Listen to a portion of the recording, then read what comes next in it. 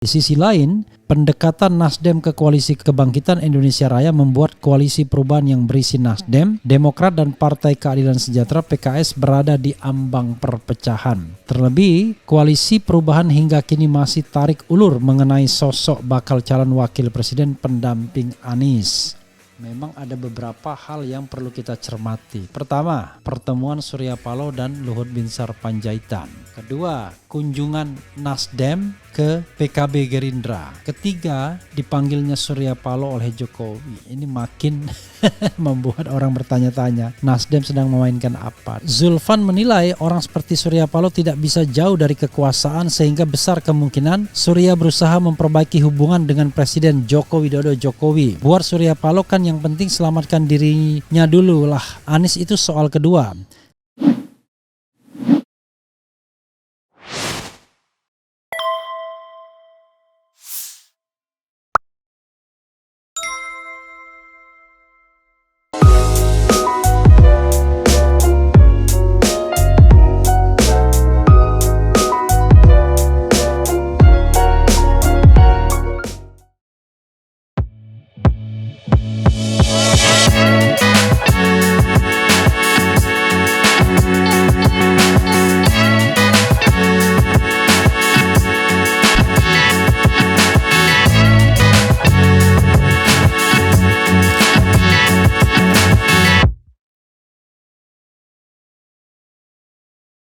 Assalamualaikum warahmatullahi wabarakatuh. Sobat RH sekalian, jumpa lagi kita di channel yang keren ini. Keren cadas ya. Kita ambil satu video lagi Sobat RH sekalian, karena saya masih penasaran untuk membahas tema ini ya. Tema mengenai kunjungan Nasdem ke PKB Gerindra. Justru ini seperti membuat Anies di ujung tanduk jadinya. Coba kita bacakan liputan dari Kompas ini ya, kompas.com, dan nanti kita analisis ya Sobat RH sekalian. Nasdem dekati koalisi Gerindra PKB, nasib pencapresan Anies kini di ujung tanduk. Kita bacakan.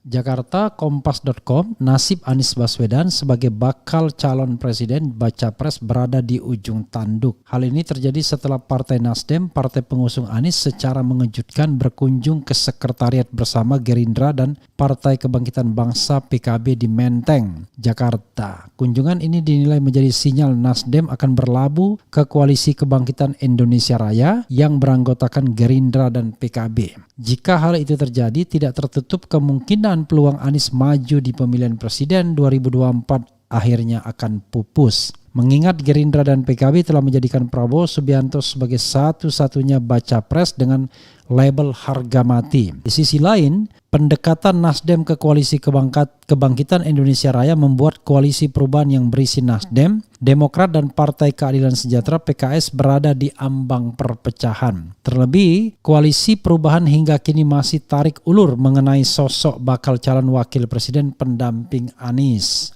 Nasdem berdalih kunjungannya ke Sekber Gerindra dan PKB sebagai wujud silaturahmi sekaligus mencairkan dinamika politik yang kian menghangat menjelang pemilihan umum 2024. Wakil Ketua Umum Partai Nasdem Ahmad Ali menegaskan, perbedaan koalisi tak membuat hubungan Nasdem dengan Gerindra dan PKB menjadi bermusuhan. Apa pula ini mereka di DPR kan satu ini. Menurut kami perlu untuk kita cairkan, perlu untuk kita buat menghadapi kontestasi ini menjadi politik riang gembira. Kita berbeda bukan berarti kita bermusuhan, ujar Ali usai pertemuan di Sekber Gerindra dan PKB Kamis. Ali menyatakan pertemuan Nasdem dengan Gerindra dan PKB tak membuat penjajakan Koalisi Perubahan berada dalam posisi di ujung tanduk. Sebaliknya, Nasdem memastikan posisinya tetap bersama Demokrat dan PKS ya. Akan tetapi Ali juga menyiratkan kemungkinan Nasdem menjajal koalisi lain sembari mengklaim komunikasi politik bersama Demokrat dan PKS tak berhenti di tengah jalan. Tetapi sekali lagi bahwa politik itu sangat dinamis ucapnya. Sontoloyo semua.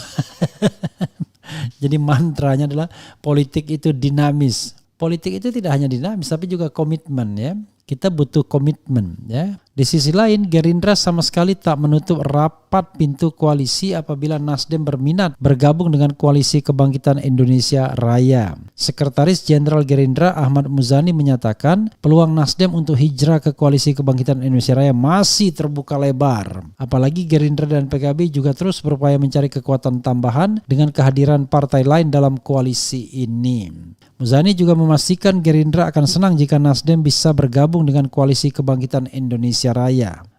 Kita mempersilahkan kepada pilihan partai masing-masing, tetapi kalau Nasdem mau bergabung di rumah sekretariat bersama ini, alhamdulillah, ujarnya. Hal senada juga disampaikan Wakil Ketua Umum PKB Jazilul Fawaid. Menurutnya PKB dan Gerindra masih mengharapkan partai lain untuk bergabung dalam koalisi tersebut termasuk Nasdem. Seluruh jajaran Nasdem terima kasih atas ucapan selamatnya, lebih-lebih nanti kalau kita bersama, kan biasa begitu, terang Jazilul.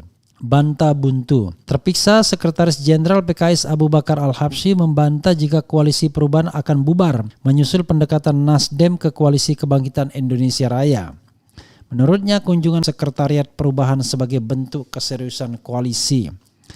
Ajakan pembentukan ini tak lepas karena ketiga partai diklaim memiliki kesamaan pandangan bahwa baca pres yang akan mereka usung adalah Anies. Ini bagian dari ikhtiar bersama untuk menjemput takdir.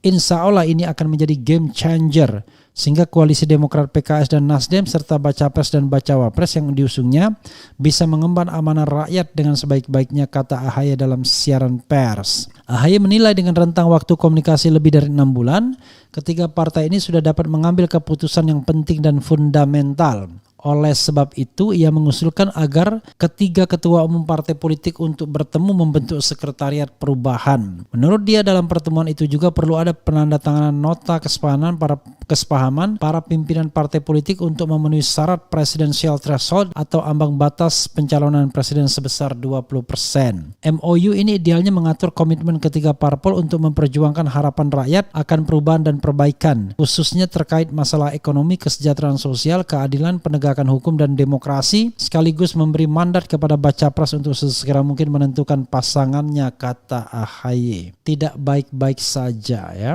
Direktur Eksekutif Trias Politika Strategis Agung Baskoro menilai kunjungan Nasdem tersebut menunjukkan internal koalisi perubahan sedang tidak baik-baik saja. Terlebih tenggat waktu yang diberikan Nasdem kepada Demokrat dan PKS perihal sosok baca pres hingga kini tak kunjung menemui kesepakatan bersama. Dengan kondisi ini, masa depan koalisi perubahan pun dipertaruhkan. Menurut Agung, apabila Nasdem berpindah haluan ke Koalisi Kebangkitan Indonesia Raya, otomatis Koalisi Perubahan akan bubar.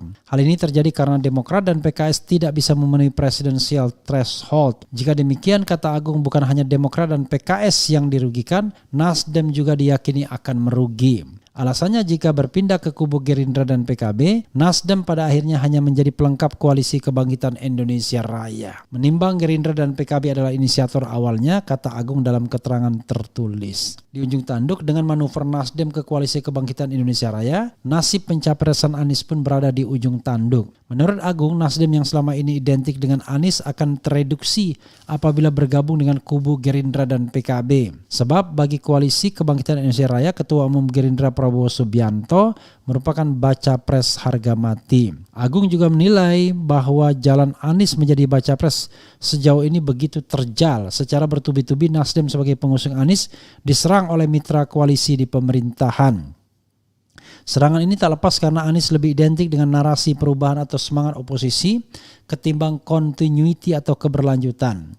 Bagi sebagian mitra koalisi, kurang elok ketika Nasdem masih berada di koalisi sementara mendorong Anies sebagai capres karena seakan-akan sedang bermain dua kaki, tegas Agung. Sehingga wacana reshuffle mengemuka untuk mengurangi atau bahkan mengeluarkan Nasdem dari kabinet. Imbuh dia. Ya, sobat era sekalian, itu ya menarik ya untuk dibahas masa depan Anies Baswedan. Akhirnya kita harus sadar yang namanya partai itu ya pragmatis semua ya. Pragmatisme partai politik itu ya sesuatu yang inherent dalam dirinya sendiri. Artinya yang mereka perjuangkan adalah kepentingan mereka sendiri sesungguhnya. Kalau mereka membawa nama perubahan dan lain sebagainya, yakinlah itu hanya sekedar tema saja, tapi intinya adalah bagaimana memperjuangkan kepentingan dirinya sendiri. Nah, Nasdem mungkin dia sudah berhitung berapa harga yang dia harus ambil ketika dia mendorong Anies Baswedan. Jangan-jangan Nasdem mikir berdasarkan hasil survei, kok kami mendukung Anies tapi kok kayaknya gennya nggak banyak. Kotel efeknya malah dapatnya di PKS, padahal PKS sendiri belum pernah mendeklarasikan. Kata survei kalau justru suara Nasdem turun. Nah, apakah ini yang membuat kemudian Nasdem berpikir ragu-ragu? Belum lagi dia menghadapi resiko dari istana. Nah, kuncinya adalah pembicaraan antara Surya Paloh yang dipanggil oleh Jokowi. Kita lihat nanti hari-hari ke depan setelah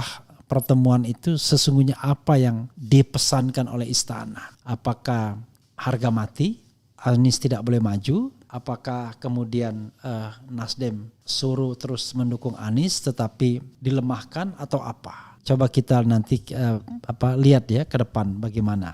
Memang ada beberapa hal yang perlu kita cermati. Pertama, ya, pertemuan Surya Paloh dan Luhut Binsar Panjaitan. Kedua, kunjungan Nasdem ke PKB Gerindra. Ketiga, dipanggilnya Surya Paloh oleh Jokowi. Nah, ini makin membuat orang bertanya-tanya, Nasdem sedang memainkan apa? Dan sebelumnya Nasdem mengatakan kalau mentok di bakal calon wakil presiden, mereka akan mencari mitra koalisi lain. Rupanya pernyataan itu dilanjutkan dengan sikap mengunjungi. Nah, sementara Demokrat bereaksi dengan mengatakan mereka menjagokan Anies. Artinya harusnya kan tidak ada persoalan lagi. Dan PKS harusnya juga mengatakan iya. Nah, kalau sudah sepakat 3 harusnya kan tidak ada persoalan lagi. Nah, cuman Nasdem rupanya sekarang yang mengeras kelihatannya, yang mulai apalah kira-kira begitu ya. Apa dia mulai goyang atau enggak, kita lihat ya. Wassalamualaikum warahmatullahi wabarakatuh. Ciao.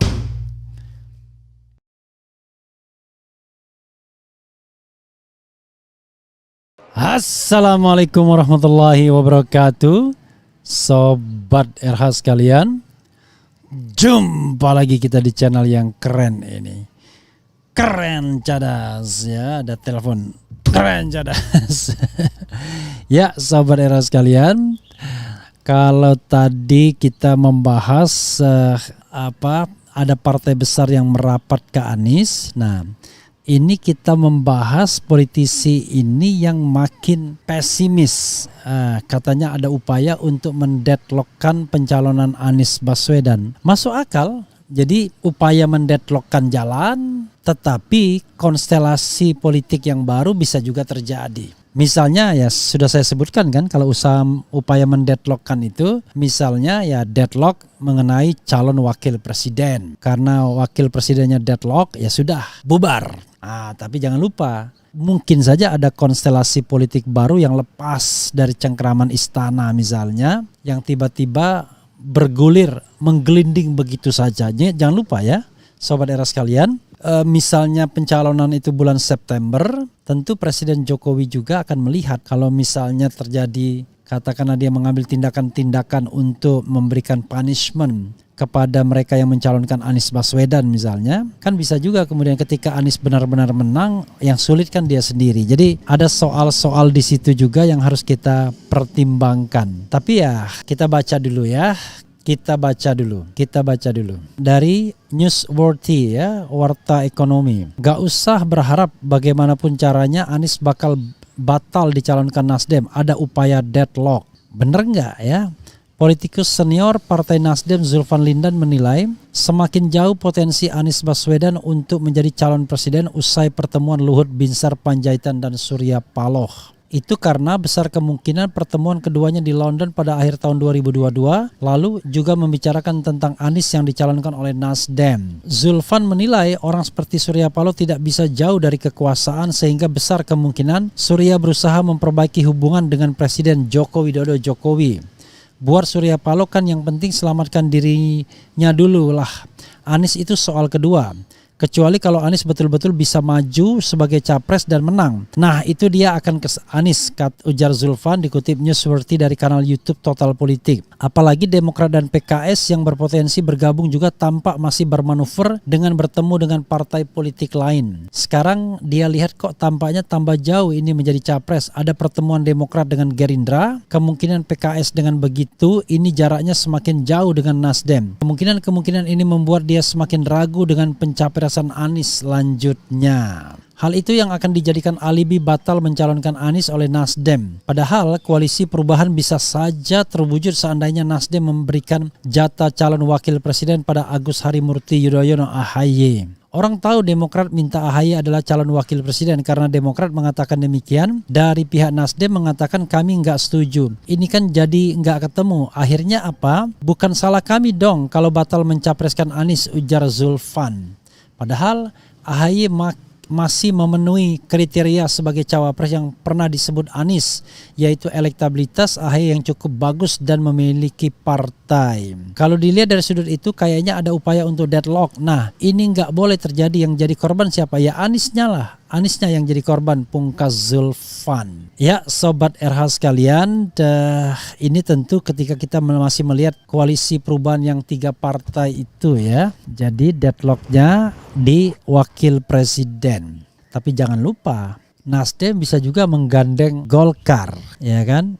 Coba kita sigi ya. Mana yang lebih Anda pilih? Anies AHY atau Anies Airlangga Hartarto ya? Anies AHY atau Anies Airlangga. Nah, dari situ akan kita kelihatan sesungguhnya orang memilih siapa. Atau misalnya jangan begitu, kalau konstelasi ini selalu Anies AHY menang gini. Apakah Anda berkeberatan kalau seandainya Anies berpasangan dengan Airlangga, Golkar dukung Anies dan berpasangan dan Anies gabung ya, Nasdem Golkar mendukung Anies Airlangga. Kurang lebih begitulah ya. Apakah Anda berkeberatan? Keberatan tidak. Apakah keberatan tidak keberatan ya? Bukan setuju tidak setuju, tapi keberatan tidak keberatan. Kita ingin melihat apakah sesungguhnya Sobat Era sekalian kalau ada konstelasi baru dan konstelasi baru itu bernama Anies Airlangga, apakah akan juga tidak berkeberatan? Artinya, Demokrat bisa kejungkal, bisa ketendang. Sementara PKS ya duduk manis lah. Dengan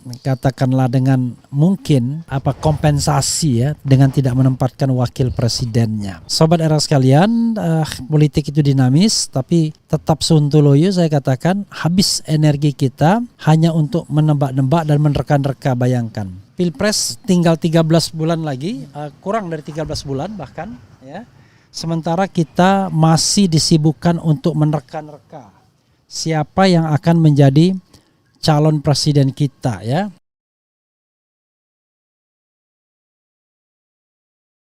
Assalamualaikum warahmatullahi wabarakatuh. Sobat RH sekalian, jumpa lagi kita di channel yang keren ini, Keren Cadas. Ya Sobat RH sekalian, kebetulan ada rumah saya ini dekat musola, dekat masjidnya banyak. Ada suara orang ngaji ya. Tetapi kita mulai saja. Sobat semuanya, pasti ganti presiden. Jadi saya sengaja memuat ini secara lengkap agar sobat semuanya di refresh lagi dengan lagu ganti presiden. Dan ini lagu sebenarnya saya dan Ogi ciptakan, terutama saya, ide dan syairnya itu karena ribut-ribut soal 3 periode dan juga perpanjangan masa jabatan. Maka kemudian konstitusi atur 2 kali masa jabatan pemimpin negeri ya kan? Tak boleh diperpanjang lagi, cukup sudah 2 kali. Jadi sahabat sekalian itu. Nah, ini ada yang menarik, yaitu soal ribut-ribut Nasdem dan Demokrat soal cawapres Anies Baswedan. Satu tema ini bisa menggagalkan pencapresan Anies Baswedan karena memang tidak cukup Nasdem dan PKS saja. Harus Nasdem, PKS dan Demokrat. Kecuali Nasdem menggandeng PKB cukup. Tapi kalau menggandeng Demokrat harus dengan PKS, menggandeng PKS harus dengan Demokrat, atau paling tidak ada tambah 1 partai lain in case Demokrat kabur atau PKS kabur dari koalisi Nasdem. Bisa dengan tambahan P3, bisa dengan tambahan partai yang lain lagi. Kalau P3 saja bisa, apalagi partai yang lain. Nah, Sobat Era sekalian, coba kita bacakan dan komentari ya. Kader Demokrat gerah, elit Nasdem umbar cawapres Anies ke publik. Jangan merasa sok paling mendominasi. Karena kriteria yang diumbar ke publik itu tidak sesuai dengan AHY. Kalau sesuai dengan AHY ya Pak tidak akan marah. Suara.com, kader Partai Demokrat yang juga menjabat Wasekjen Partai berlambang bintang Mercy, Johnson Sitindaun, panas dengan perilaku elit Partai Nasdem yang kerap mengumbar bakal calon wakil presiden cawapres kepada publik. Dalam cuitannya ia menyebut nama Ahmad Ali, wakil ketua umum Partai Nasdem yang kerap menyebut sejumlah nama cawapres kepada publik. Pokoknya Bang Ahmad Ali ini tiap minggu ada terus nama baru keluar dari mulutnya. Lama-lama koalisi ini bubar karena pernyataan-pernyataannya. Hehehe, tulisnya melalui akun Twitter @Johnson_JSP ya. Jadi ada hehehe-nya. Ia bahkan mengingatkan Ahmad Ali soal koalisi perubahan yang sedang dalam tahap menuju deklarasi setelah sebelumnya dibentuk tim kecil, sehingga tiap nama yang diusulkan harus dibahas di dalam tim kecil tersebut. Secara resmi kan sudah ada tim 3 partai yang kita bentuk untuk bahas ini. Jika ada usul nama, ide disampaikan lewat itu, bukan diumbar ke publik, sambungnya. Tak hanya itu, ia mengemukakan kalau kader 3 partai yang akan mengusung koalisi perubahan untuk tertib komunikasi ke publik. Apalagi selisih jumlah kursi di DPR antara ketiga partai politik tersebut tipis. Jadi mari kita kader 3 partai ini tertib komunikasi ke publik. Karena beda kursi Nasdem, Demokrat, PKS itu tipis-tipis aja. Sebenarnya 54, 59 Nasdem, 54 Demokrat, 50 PKS. Jadi jangan ada yang merasa sok paling mendominasi dengan terus buat pernyataan sesuka pikirannya. Sebelumnya sejumlah elit Nasdem menyebut beberapa nama cawapres yang dinilai layak mendampingi Anies Baswedan dalam Pilpres 2024. Wakil Ketua Nasdem Ahmad Ali bahkan pernah menyebut cawapres dari unsur non-parpol bisa menjaga hubungan koalisi partai politik pengusung Anies. Maka akan lebih bijak kalau kemudian tidak tarik-menarik. Ya sudah, kita serahkan kepada Anies yang kemudian cawapres bukan berasal dari kader parpol, katanya. Ia mengemukakan jika cawapres bukan berasal dari partai, maka tidak akan ada kontrak politik. Apalagi menurutnya Anies pun bukan kader partai tertentu, sehingga cawapresnya lebih baik juga bukan kader partai politik. Terus kemudian kalau salah satu elit partai minta cawapresnya diambil dari partainya, terus kalau 2 partai gimana? Akibatnya yang terjadi adalah transaksional kan? Kita ingin menghilangkan hal-hal seperti itu, ujarnya. Sementara di kesempatan yang berbeda, Ahmad Ali juga mengatakan penentuan sosok cawapres harus fokus pada kriterianya. Nasdem setuju untuk mencari calon presiden itu tidak perlu, jangan kita mengedepankan figur, tapi kita betul-betul tentukan dulu kriteria yang disepakati bersama. Setelah itu baru kriterianya kita cocokkan dengan figur-figur yang ada, ujar dia. Lebih lanjut, Ali menyinggung soal kriteria cawapres Anies harus berpengalaman di pemerintahan. Dia tidak berharap sosok cawapres Anies harus belajar dulu saat terpilih menjadi pemimpin nasional. Nasdem memastikan ingin cawapres itu adalah orang yang berpengalaman di pemerintahan. Karena ketika kemudian terpilih, dia harus mampu membantu presiden dalam menggerakkan pemerintahan supaya terjadi sinergitas, ujarnya. Kita tidak berharap kalau orang yang belum berpengalaman ketika terpilih dia butuh waktu untuk belajar dulu, katanya. Untuk diketahui hingga kini Partai Demokrat tetap mengusung Ketua Umumnya Agus Harimurti Yudhoyono untuk mendampingi Anies Baswedan maju pada Pilpres 2024 mendatang. Ya, Sobat RH sekalian, ini bisa batal ya, bisa bubar ini koalisi Anies Baswedan gara-gara cawapres. Karena jelas ya, kalau kita lihat dari pernyataan ini jelas bahwa Demokrat menginginkan AHY yang menjadi wakil presiden, dan itu harga setengah mati kelihatannya, bukan harga mati ya, harga setengah mati. Sementara Nasdem ya tidak begitu srek kalau yang menjadi wakil presiden adalah AHY. Sebenarnya kalau AHY yang menjadi wakil presiden kan rugi Nasdem, karena Nasdem tidak menempatkan kadernya juga sebagai calon presiden. Anies kan bukan kader Nasdem, tapi Nasdem saja yang besar hati ya. atau kepedean untuk melihat Anies sebagai bagian dari Nasdem, karena sudah dideklarasikan, sudah diundang kemana-mana, sudah dibawa kemana-mana juga. Jadi seolah-olah Anies itu adalah Nasdem, padahal secara de facto dan de jure Anies kan bukan bagian dari Nasdem. Jadi sebenarnya apa yang dikatakan Ahmad Ali mengenai dua hal ini fair, yaitu sama-sama tidak menempatkan kader partai politik, dan yang kedua cari orang yang punya pengalaman dalam pemerintahan. Dua pernyataan itu pasti bikin tersinggung Demokrat karena kena ke AHY-nya. Satu, AHY jelas kader partai politik. Kedua, AHY jelas belum berpengalaman di dalam pemerintahan, sehingga dia merasa bahwa itu pernyataan yang menohok dirinya, makanya kadernya ribut. Saya tidak tahu ya bagaimana mengatasi ini. Maka kalau pakai teori take it or leave it, ambil atau tinggalkan, bisa jadi Demokrat akhirnya leave it. Ngapain saya bergabung dengan koalisi perubahan ini kalau saya tidak punya insentif apa-apa. Kalau PKS ya sepertinya as usual, seperti biasanya di masa lalu, gampang dijinakkan. Asal ada dorongan bensin untuk partainya dan kemudian mengawal pemenangan Anies ini, karena kita tahu bahwa kader-kader PKS jauh lebih solid dan tertib dalam mencatat hasil pemilu di TPS masing-masing, dan itu berbeda sekali dengan apa yang ada dengan partai lain ya. Sobat era sekalian, saya mesti berpacu dengan suara orang mengaji ya, apa istilahnya, lagi ada bacaan-bacaan ibu-ibu. Tapi mudah-mudahan suara saya tetap lebih jelas ya terdengarnya. Itu soalnya sahabat era sekalian. Jadi saya mendengar misalnya dari seorang pengusaha yang kebetulan dekat dengan lingkaran Anies Baswedan dan juga bicara tentang konstelasi PKS dan Demokrat, bagaimana dia ingin dalam tanda kutip menyelesaikan urusan dengan PKS dan bagaimana pula menyelesaikan urusan dengan Demokrat.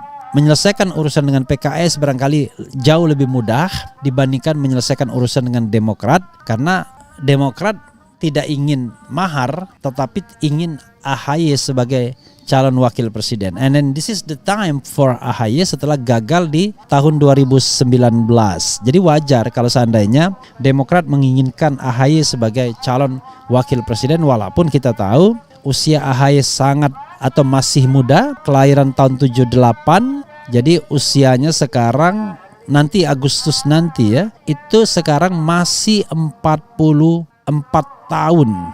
Masih sangat muda ya, masih 44 tahun. Kalau seandainya pada tahun 2024 usianya baru akan 46 tahun. 5 tahun lagi baru 51 tahun. Sebenarnya kalau kita to be fair, AHY masih punya kesempatan yang banyak, yang panjang untuk menjadi calon presiden ke depan. Tapi jangan lupa, dengan menjadi calon wakil presiden sekarang dengan usia 46 tahun, dia punya pengalaman untuk nanti maju pada usia yang sangat belia 51 tahun sebagai calon presiden. Dan ketika pendaftaran kan setahun sebelumnya pada waktu 50 tahun.